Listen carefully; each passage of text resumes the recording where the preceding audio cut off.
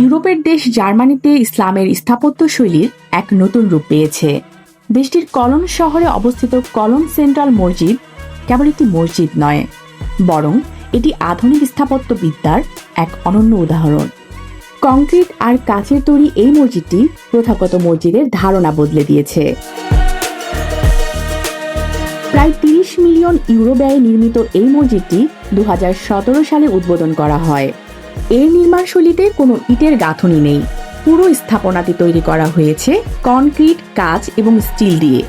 এর নকশা করেছেন জার্মানির বিখ্যাত স্থপতি পল বোহম।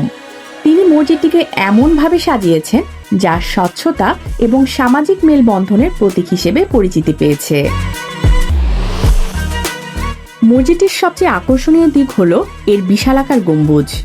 এর দেয়ালগুলো এমনভাবে বাঁকানো যা দূর থেকে দেখলে মনে হয় এটি বিশাল ফুলের কুঁড়ি মাত্র বিকশিত হতে শুরু করেছে। এই কাচের দেয়ালগুলোর মাধ্যমে দিনের বেলা প্রচুর প্রাকৃতিক আলো ভেতরে প্রবেশ করে, যা মসজিদের ভেতরের পরিবেশকে এক আধ্যাত্মিক শুভ্রতায় ভরিয়ে দেয়। মসজিদের ভেতরে কোনো কৃত্রিম চাকচিক্য বা গাঢ় রঙের ব্যবহার নেই।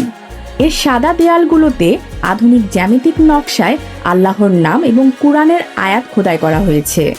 এর মিনার দুটি প্রায় ১৮০ ফুট উঁচু, যা অত্যন্ত সরু এবং আধুনিক তুর্কি নকশায় তৈরি।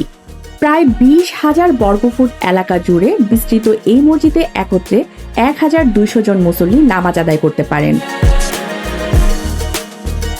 এই মসজিদ কমপ্লেক্সে শুধু নামাজের জায়গায় নেই, বরং এতে রয়েছে একটি বিশাল লাইব্রেরি, প্রশিক্ষণ কেন্দ্র এবং শপিং মল।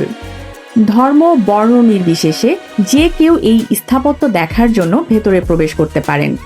জার্মানির আধুনিক সমাজে মুসলিম সংস্কৃতির সেতুবন্ধন হিসেবে কলন সেন্ট্রাল মসজিদ এখন এক অবিচ্ছেদ্য অংশ।